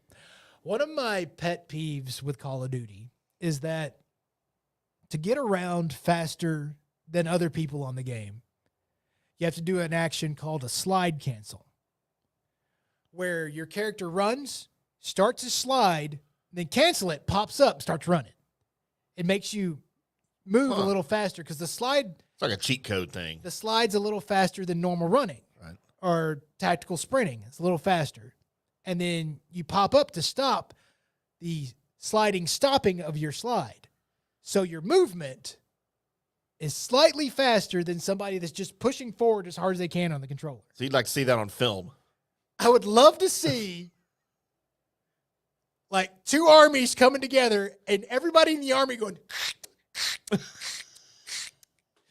even if it's just a B-roll film, even if it's just the funny, post-credit scene, I would die laughing in the theater right then. If it happened during the movie, I might give up on the movie right then.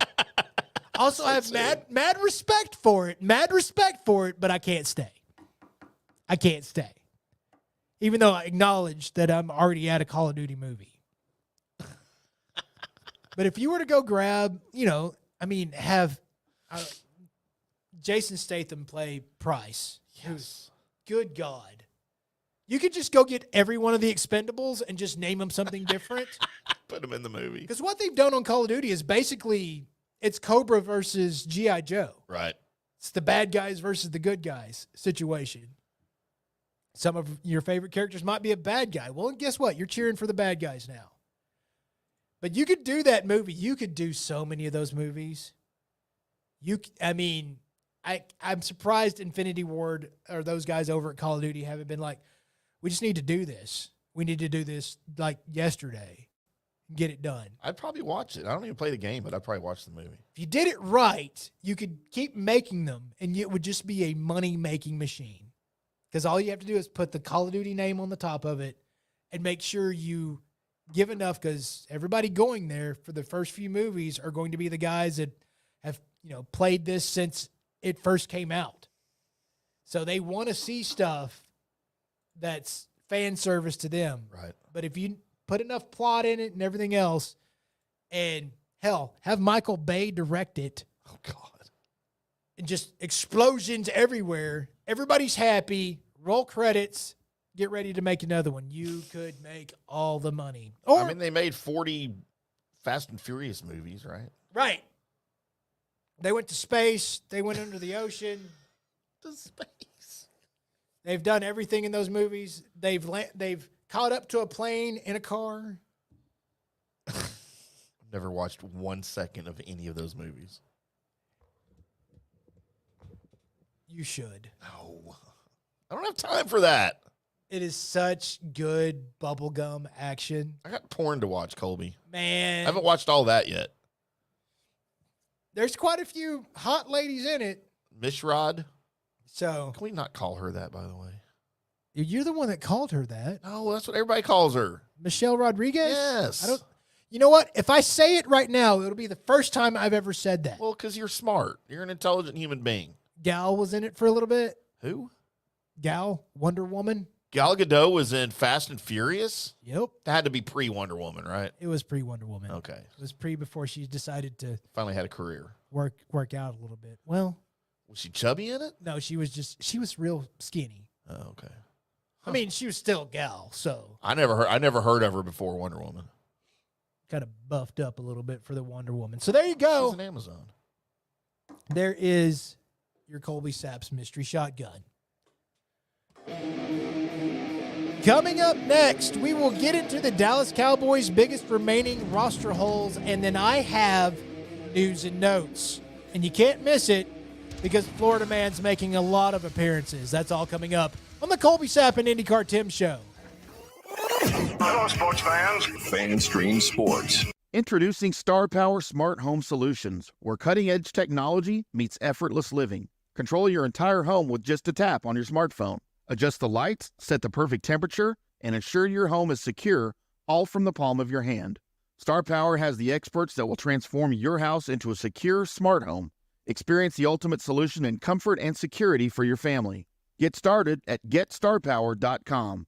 Star Power, where innovation meets home. Hi, golfers. IndyCarTim here. I want to talk to you a little bit about Golf Central Magazine. It's not just a golf magazine. It's the magazine for everything. Turf, travel, philanthropy, and lifestyle. Head over to golfcentralmag.com and check out the latest issue. Some of the regular features in Golf Central Magazine: the Golf Bachelorette of the Month, the Golf Bachelor of the Month, the Golf Cart Girl of the Month, Golf History, Grip It and Sip It. So head over to golfcentralmag.com. It's free. It's the magazine for everything: turf, travel, philanthropy, and lifestyle. Golf Central Magazine at golfcentralmag.com. We'll see you there. Hello, folks. Let's talk a little bit about turf life. And what is turf life? It's pretty much if your life involves turf in any way, shape, or form, you live the turf life. Go ahead and brand yourself with the turf life. Maybe a back window decal, maybe a hat. You know where you can get those kinds of things to showcase that your life revolves around sports and or anything that involves sports. If it's a sports business or sports education or just your enjoyment of the outdoors, head over to turflifeclub.com. Become a turf head. Join the club today. You can do that by going to that said website that I just told you to go to. You can snag your window decal like I was talking about, or any of your other turf life accessories. Show everybody that you live the turf life, and we'll see you there over there at that turflifeclub.com. Orion Golf Management Solutions. Orion Management Solutions has tailored its service packages just like it tailors its approach to customers. Some owners need more supervision, while others need periodic assessment of their short-term and long-term strategies and programs. Orion can be called in to develop a business plan with the existing staff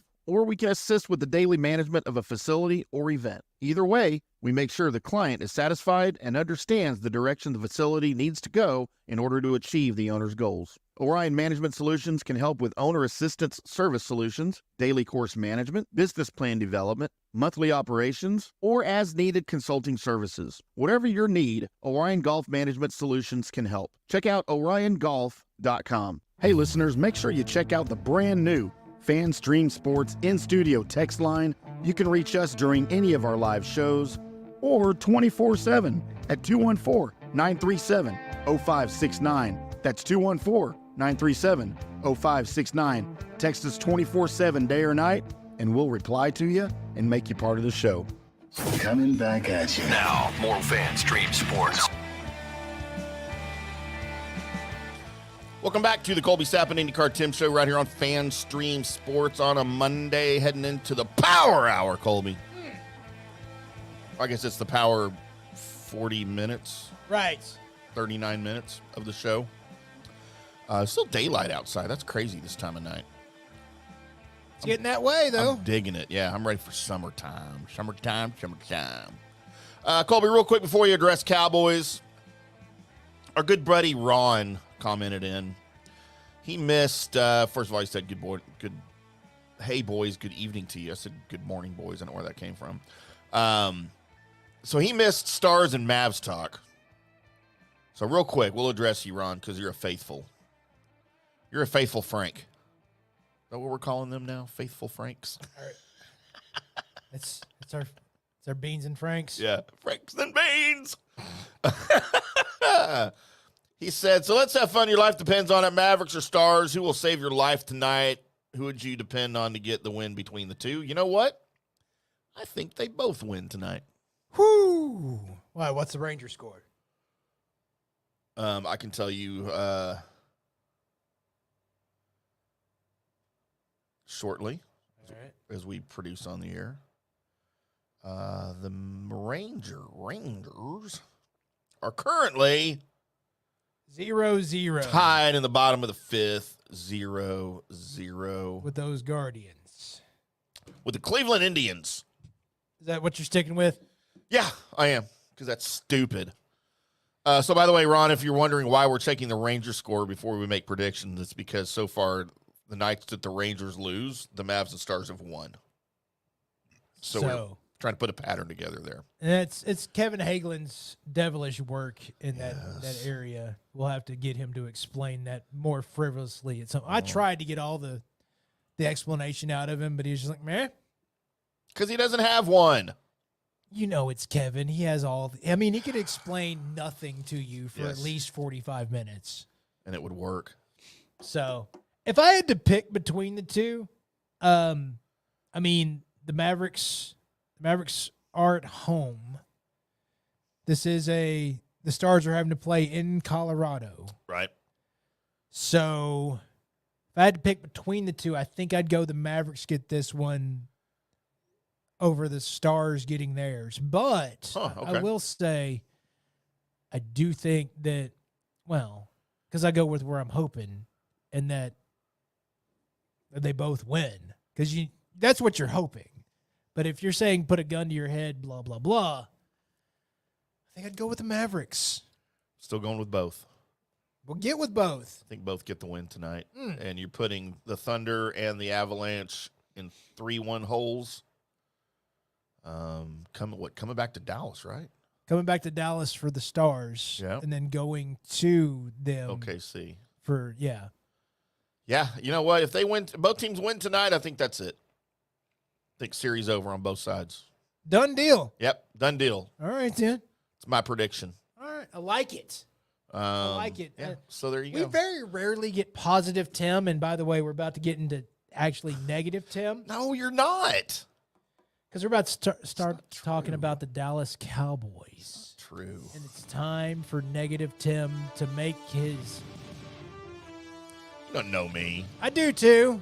You don't know nothing. It is our second sports report. Uh-oh. Okay, good. Just the top of the sixth alert. I thought I had a scoring alert, Colby, for the Rangers. It is our second sports report of the night here on the Colby IndyCarTim show, and it's time to talk some Cowboys. Woo! So let me start this segment by asking you this question, Colby, since you're the homer. I am. Right now, with the moves that have been made, with the draft picks we have, with bringing Zeke in to be your running back. By the way, the Cowboys may not be done at running back, just FYI for everybody, but it's going to be pretty late, maybe early in the preseason, I think, before they bring anybody in, because they're going to look for the waiver wire, I think, this offseason to find somebody. The bargain bin. Yep. Right now, Colby, let's assume they don't, and you're going with Zeke. All right. Zeke and Malik Davis and Rico Dowdle. Little deuce sprinkled in there. And some deuce. Or I guess he's just what is one. he? He's 42, right? So he'd be quattro deuce. He's yeah. How confident are you in, let's just say, a division title? I wish you would say a winning record. I'm confident in a winning record. Yeah, but that's easy. I'm talking about the division because that's what matters, right? I mean, it is. I don't know. Philly's done some things. I'm not exactly just totally enamored with what Philly has done with their roster. It looks. I've seen this before with Philly. Is Saquon Barkley any better than Ezekiel Elliott? Well, it depends on how long Saquon stays out there. I mean, if he's fresh for the whole season, if they somehow get him out there and he's Saquon for the whole time, then yeah. Okay. Because as much as I hate to admit it, Jalen Hurts is, a step up for him at the quarterback position than what he has had. So, with that being said, yeah, is it? I still remember how that locker room was falling apart there at the end, and then you kept the coach. You're talking about Philly. Yeah. Yeah, and the player who most fingers got pointed at for bringing the locker room down is still there. Correct. He's your quarterback. So, all that being said, man, I don't know. I want to say yes. I also did announce to everybody that I'm not going to fall for this S again after last year against the Packers. But then I look and go, by the way, so you're not going to win it, right? Because didn't you win it last year? Yeah, and they don't repeat. You don't repeat. So, crap. You know what? F it. This is the year they repeat. That's fine. Let's do it. Because I'm not going to be, like, crazy stupefied if they don't. But the way it's looking with the division, I mean, I'm not as scared of the Commanders as other people are. I think they're a year away. Yeah, that's the wild card, right? Like, I don't mean they're going to make the wild card. I mean, that's kind of in the division. You just don't know. Right. I am not afraid of what the Giants are doing. And Philly, we watched them, fall apart at the end of the year. And by the way, the Dallas Cowboys, the only thing they're doing is what everybody else that's from, except for the Texas Rangers, do in the playoffs, is they lose the first game. They were going to win that second one. They just don't get one. Yeah. That's how it works. It is. So, Colby, an interesting piece that I found today as I was writing about a bunch of different NFL teams is from Bleacher Report, because they think that they have narrowed down the biggest roster hole on every team. Huh. And for your Dallas Cowboys, they think, I don't know that I can disagree with any of these, man. I'm not a fan normally of Bleacher Report.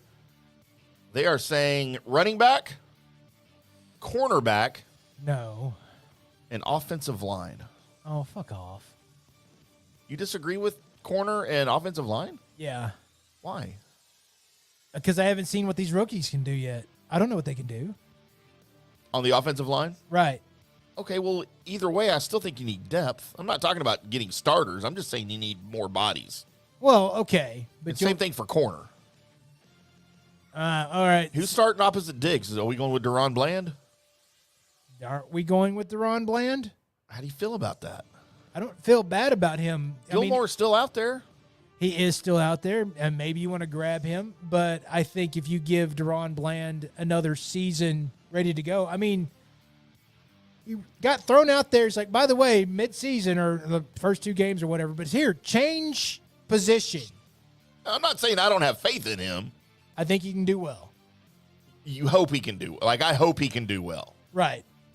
You know, teams have a whole season of film on him now, and let's admit, he did not have the best finish to the season. He did not. Is what part of that was new position and all of that? I mean, and them figuring him out. Now he's got to refigure what they figured out. That's kind of how the whole growth process hits until you've learned what's going on. And then right. I think his second year he'll be better than his, maybe not get a dozen interceptions, but as far as coverage ability, I think his second year will be better. And I hope you're right, and you may very well be right. And I really hope you are. And I'm not concerned about starting corners. Again, I'm thinking depth-wise. Okay. You might need more corners. Running back. I wasn't thinking depth at the moment. When I'm thinking the holes, I'm thinking your starters are out there. Where are the holes? And I think you could say there's one at running back. I don't know about O-line. I don't know about cornerback, but I think there might be one at defensive line. I think you could add depth there, too. I still think you need an edge rusher. But, you know, we'll see how the preseason plays out, I think, with that. Because, again, the Cowboys could very well add some pieces. Again, at running back, it's going to be very, very late in the offseason because it's whoever they go get. If they go get anybody, it's probably somebody that's on another roster right now. Okay. And they're going to wait for cuts, whether it's offseason or preseason. And it might be the week before the season starts when the final round of cuts goes down to 53, and they like some guy that they saw in the preseason, right? Right. I don't know what other options are out there because you dilly-dallied. When free agency started, you didn't get any of the top names because you didn't have the money for it. But somehow you found $3 million to pay Zeke this year. Well, it's just lying in Jerry's shoe. Look, and don't get me wrong. I am all for the Zeke signing. I don't think Zeke is as washed as a lot of people think. He didn't have the best season for the Patriots last year, but dude, that was the worst offensive line in the league and one of the worst quarterbacks in the league. I'm right there with you. Just don't go listen to the general Gavin Dawson on I that know. thing. Did you hear him today? I didn't hear him today, but I'm familiar. He asked everybody there and the fan text. He's like, who was more washed up? The Zeke we're getting now or Jason Witten in his final years here? Witten. He says Zeke. Okay, well, sometimes Dawson doesn't know anything about football. Love you, Gavin. But, no, I mean, dude, watching Jason Witten play football the last couple of years, or I'll say the year after he came back from Vegas, right? Dude, that was just painful to watch. That was almost as bad as watching Troy Aikman in his final year. His first down getting Jason Witten. Well, he was. But his final year here, he wasn't 3 yards getting Jason Witten. Hey, there was 3 more yards you wouldn't have got if you didn't throw it to him. That's true. But, you know, Dak probably could have fallen down and gotten 4. Fallen forward and gotten 4. But, so, yeah, I don't disagree with any of this. I still think you got to look at bringing back Gilmore if you can afford him. But here's the problem with the Cowboys. They don't have any money. That's what they tell us. They've got $4.5 million under cap, which is actually more than some teams do, man. I'm doing a lot of writing for the Bucks. Dude, they got like $300,000. But they've got all their guys signed. They paid Baker. They paid Mike Evans. Right. They just freaking paid Antoine Winfield Jr., maybe the best defensive player in the league last year. So, yeah, they've got all their guys locked up. I still think the Cowboys have questions at all 3 of these positions and maybe even add an edge rusher to that. Now, I wanted to bring this around for the Dallas Cowboys. I know, and, man, just seeing the text from Big Red on how he's out on everything that is. Dude, okay, let me ask you this real quick. Cowboys. Let me ask you this real quick. Then you get back. Have you ever known anybody that's more of a doomsday guy with the Cowboys than Big Red? I don't think so. Right? I mean, it's to the point that it's entertaining to watch. It is. All right. We'll need Big Red to come talk Cowboys with us. Every time they lose a game. Or they don't get a first down. It's You know what? I need to watch more we need a watching party with Big Red. It's what we need. He'd probably have to spend the night in the studio here. More than likely. He won't be able to get off the couch because he's so beside himself. And I hear everybody else that's talking about they didn't do anything this offseason. It's terrible. It's awful. They've lost all these players. And I admit it's not ideal. Even though if you go player by player, I honestly think, sorry, but I'm good with you going for the most part. I don't actually hate the way they're going as a team. I don't hate it. And not that I'm buying in on anything, but if I was in control of this damn thing and I kept having people question and myself question if Dak Prescott is the quarterback, then we signed that earlier, but do we want to extend him? And if we put all the pressure on McCarthy and Dak right now, here it is. You've got crap.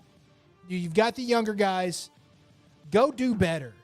And if you don't, then y'all can go somewhere else. I actually do not mind this plan whatsoever. Nope, doesn't bother me at all. Jerry's probably should have been doing this years ago instead of re-signing guys too soon. I think Jerry's always been chasing that one more time Super Bowl, and he's feeding into every year. And whether this is Steven going, we can't keep doing this, Dad, or whatever it is. But I think this is one of those buck stops here years, and this could be the one that turns everything around. And fine, we'll bet on ourselves. We'll go do it. Or if the results are the same, then I expect massive changes at the start. So you know what? I'm ready for it because I'm tired of this cycle. I either need new blood or a championship. That's what I need. Well, you might get both if that's what it takes. Yeah. Let me ask you this, because our buddy Norm Hitzkes here on FanStream Sports. By the way, check out Norm's show every morning, Just Wondering with Norm Hitzkes, as he touches on most of the local sports teams and a lot of travel stuff and just weird questions that go through only Norm's brain. Right. Middle of last week or so, he did an episode on who will be the Dallas Cowboys quarterback in 2025. Oh. So not next year, the upcoming year, because Right. clearly that's Dak. Right. But he tossed out some interesting names of guys, and you think about that 2019 class now that's going to be free agents? Uh-huh. So 19 or 18, whatever it was. And you've got guys like Trevor Lawrence, who could go free. You've got Jared Goff, whose contract will expire at the end of this year. Oh, sorry, by the way. He just got renewed. Yeah, I was going to say Jared Goff, I got- forgot to mention that earlier, just got paid. He just got paid. Today, $53 million a year for 4 years, so it's 4 years, $212 million. Do that good in Detroit, get you money. You know what? I don't have a problem with that at all for them. Nope. Because he is clearly a better fit there than he was with the staff. And I think he had the talent in L.A., not to get on a golf show here, but I just think he wasn't getting along with the staff. Well, that's when you try and diddle the head coach's wife. I mean, I would too. She was hot. How do we know that baby's not his, by the way? I mean, we don't. Throwing that out there. And then, of course, here in town, you got Trey Lance sitting on the bench. You do. You got to do something with him, man. He's not just going to sit there and be third string for the rest of his life. I mean, if he can get a paycheck. Well, maybe he's okay with that. But Cooper Rush is going to leave at some point, right? Right. Here's what I would like to see, and I don't know if they'll do this, but they did this with Romo early on in his career. Dude, give him an entire preseason game. Just tell him going into the week of practice, this is your game. We're going to prep you just like it's a regular season game, and you get the entire 4 quarters. Make mistakes, recover from the mistakes, whatever you got to do. The entire game is yours. We will not pull you unless you get hurt. Would love to see it. That would be one of the most exciting preseason games for me to watch in a while. And pick the opponent. I don't know what their preseason opponents are, but you get 3 of them. Just pick one. Maybe the last one. What about the new rookie camp darling? Currency or whatever his name is? Yeah. I'm not hearing he's going to be on the roster, though.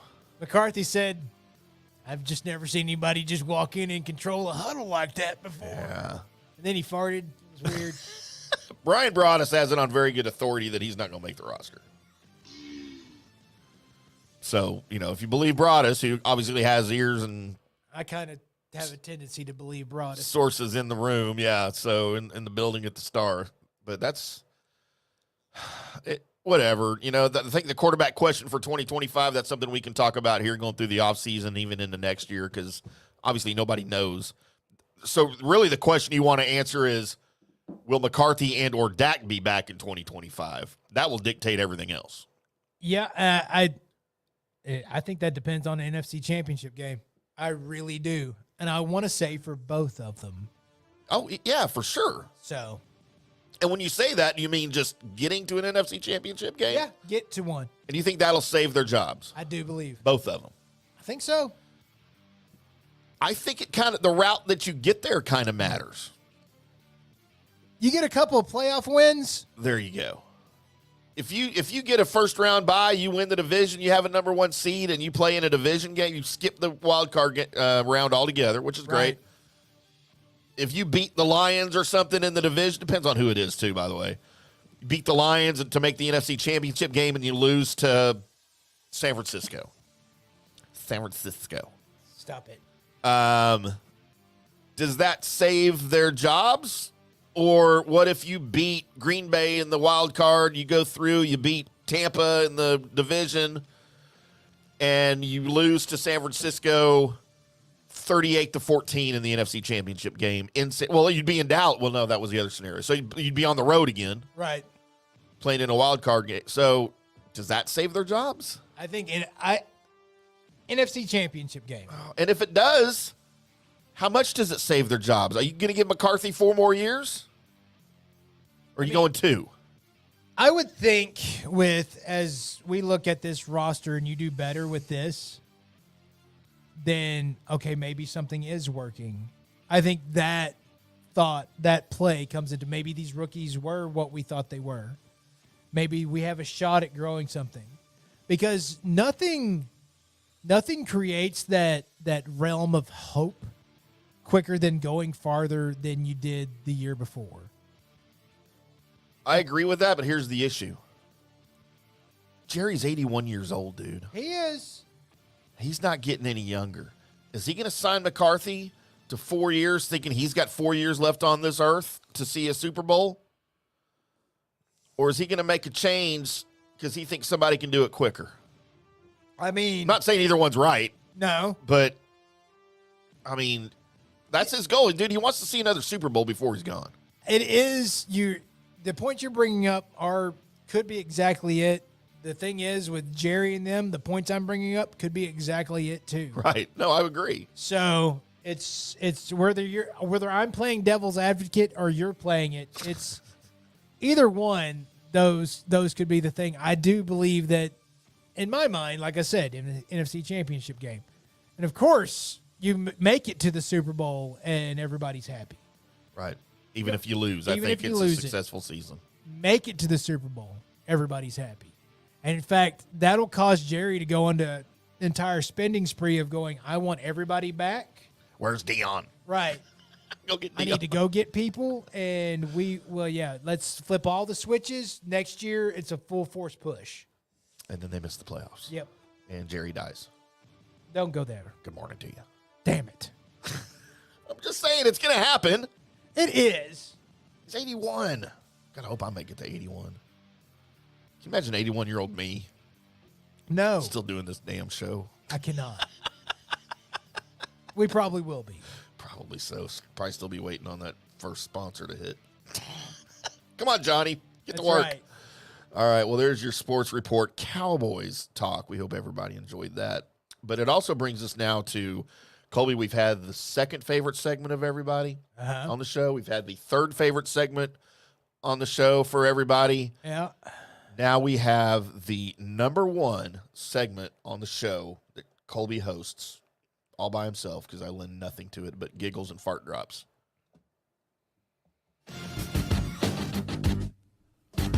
don't know what that was. That was a fart drop. Thank you, Tim. Thank you, me. Thank you, you, for making it sound good. News and Notes is where I search the World Wide Web for the weird. Internets. And by God, I found it. Let's go to Illinois. Illinois. We're going to Illinois. And why we're going there is because, well, Tim, did you ever do the senior or high school prank? Oh, yeah. Did that? Oh, yeah. I think these folks, there's always a level of the high school prank, especially the senior prank, to where you can't go too far where somebody could get hurt. Right. But you go far enough that you can annoy enough people until you've pretty much etched your name in high school lore, right? I think these folks did it. Or actually, a pair of students did it. They hired a professional bagpiper to follow around the school principal. They paid him for 8 hours of bagpiping. And his job, in order to receive his funds, was to follow the principal around and also, no matter what the principal said, keep playing. I mean, you're going to run into legal issues there, right? Like trespassing and... It got pulled off. I guess they got the right amount of acknowledgments from, like, they pulled other teachers and stuff into it. Basically, just making sure that this guy... And the principal had to be a good sport about it, for sure, right? So, bagpiper Scott Whitman came to Richwoods High School dressed in a kilt and a hat to serenade Principal Billy Robinson nonstop on Thursday. I can't imagine. I mean, the first little bit would be kind of cool, where you just walk into a room and you just hear the classic bagpipes hitting, like your own wrestling entrance theme. Rowdy Roddy Piper. But when you have to go to the bathroom, right behind you at the urinal, you're deucing, and the deucing ain't loosing because Mark. Homie's got the squeak going on the bagpipe that just will not let you unclench. He just holds. What if he just like holds the same note while you're waiting, while you're clenching, trying to pinch it off? Just holding that note. Just amazing. So yeah, I wow. mean, it happened in Illinois. It got wrote up in the New York Post. So wow, legendary. Let's go from there to. You want to hear what the biggest senior prank was at my school my year? Yeah, please. One of my friends got one of the teachers pregnant. Like for real, or yeah, that was our senior prank.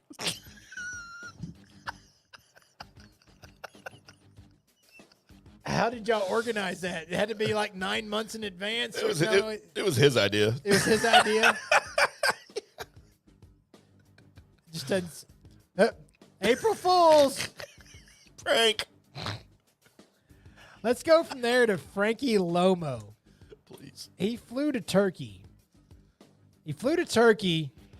So he could get some veneers. Actually, no. He flew to Turkey. So, and when he did, he ended up picking up a stray dog. Huh. He picked up the stray dog, and the dog needed some treatment, but he really liked this dog. So he took him to a clinic in Turkey. As he was in the clinic, they're like, yeah, we can treat him. And by the way, since you're letting us treat your dog, you can save $30,000 on a pair of veneers. So he got veneers while they were treating his dog. At the veterinarian. At the veterinarian veneer place in Turkey. Huh. Amazingly. Just that sign shouldn't mix. All right. Dentistry and also veterinarian. It's like that one combo you didn't think would happen. Like when you first saw Long John's and Taco Bell in the same booth. Mm-hmm. You're like, wait, is y'all's grease cross? Because some of the things on the Taco Bell side, I don't want tasting like Long John's. That's bad. That could be real bad. The fact that he was like, yeah, I mean, I would. I'll take the veneers. So, by the way, they also performed surgery on his dog. On his stray? Yeah. It's okay. He saved $30,000 That's right. By switching to Geico. by switching to Geico. Let's go from there to Villano Beach, which, everybody, together, that is in Florida. And Florida is America's Wang. And I have to tell you, when the headline starts off with, in his underwear, I'm reading this story. So, a man was arrested for joyriding around Villano Beach, crashing a stolen $100,000 boat, which grabbed one of the cheaper boats, right? That would be at that beach. Because, but still, $100,000 boat, crashed it when he was captured. He was wearing his underwear, and that was it. Oh, no. Yeah. Can you imagine wrecking a boat in your underwear? I mean, there's a lot of things that I don't do in my underwear because I don't wear underwear. But if I did, there would be a lot of things that I could do if I thought I was by myself in my underwear. But I don't think I would pilot a boat. Colby, I've driven a boat naked before. Did you honk the horn with your pecker? No, because the horn button was like way up here. It was high. I didn't reach that far. So you didn't Tommy Lee the... I can't Tommy Lee anything, okay? None of us can, except for him. Right. Dude was born with an extra drumstick. Lord. In his pants. Mm-hmm. By the way, he was also wearing... The boat bumper was tied to his arm, and he was wearing an ankle monitor. So underwear, ankle monitor, boat bumper. Huh. Was the monitor water? Are those waterproof? I mean, they have to be, right? Because you have to shower. You would think. Huh. You would think they're waterproof. What was the bumper for? In case he falls in? Flotation device? Yeah. I mean, I've seen bumper boats before. I guess I don't know what a boat bumper looks like. Does it look like the same? I mean, am I just not envisioning it right? Because I see the railing. Well, it's one of the things that you throw over the side of the boat, the rubber canister-looking things, right? It's a cushion, so when you go up to the dock, the boat doesn't rub on the dock. That's what I'm picturing that it is. And now that's what I'm picturing. So if we're both wrong, well, it's your fault. Yeah. So I'm used to that. We'll go from there. Let's go to Georgia, where a Georgia man has been arrested after he was caught riding a lawnmower while drunk on Highway 186 westbound. So he was given a DUI because of this, which I would then completely combat because I wasn't driving. I was on a riding lawnmower. It's a total difference. So you can say riding under influence. Well, you're still driving the mower. When it goes at that speed, does it count? Did you take the governor off of it, like in Happy Gilmore? So you went past rabbit speed? Yeah, I went to 2 rabbit speeds. Oh no, double rabbit speed. What's that? I mean, he had to be a big mess in the middle of that road, though. Can you imagine? Just coming over the hill, you're doing 70. Riding lawnmower. There's somebody on a little John Deere in front of you, just tooting along, drinking a beer. That's not going to end well. No. So you think he bribed him by offering to go mow his grass for him? Right. Man, I can handle your lawn care, sir. For the next month. I mean, I can understand. Like, well, I'm drunk, so I won't drive a car. Yeah, so I'll take the mower. But I don't understand. I'll get on the freeway. That's where you lost me. Questionable judgment. You had too far to go, friend. I know a little something about questionable judgment. Yes, you've done plenty of those before. Let's go to the U.S. military. Well, I guess I'm not going to. One of the latest UFO whistleblowers has come forward with information about the U.S. government's dealings with aliens and has told an incredible encounter with an extraterrestrial who was looking for roadside assistance. So, UFO expert Courtney Marchesini was one of the first in her field to break the story of Jason Sands, who claims to have firsthand knowledge of the U.S. government's secret UFO reverse engineering program. And she's also told and revealed how that while somebody she interviewed, sorry, I'm not going to read the rest of this. I was trying to read it verbatim. Somebody she interviewed, military personnel, told her that while in flight, a bunch of Air Force pilots on a big bird with a refueling hose and everything like that had a UFO fly by and go and basically asked them for spare parts because he was about to crash. Huh. I mean, sure. I don't know what to do with that. I mean, you don't have spare parts. You're in the middle of flight. Right. Also, what did he need? Because their technology is probably a lot better than ours. What did he need? Got an alternator? I just need a wrench. You got a 9mm in there somewhere? You got one that spaces out into quarknoids?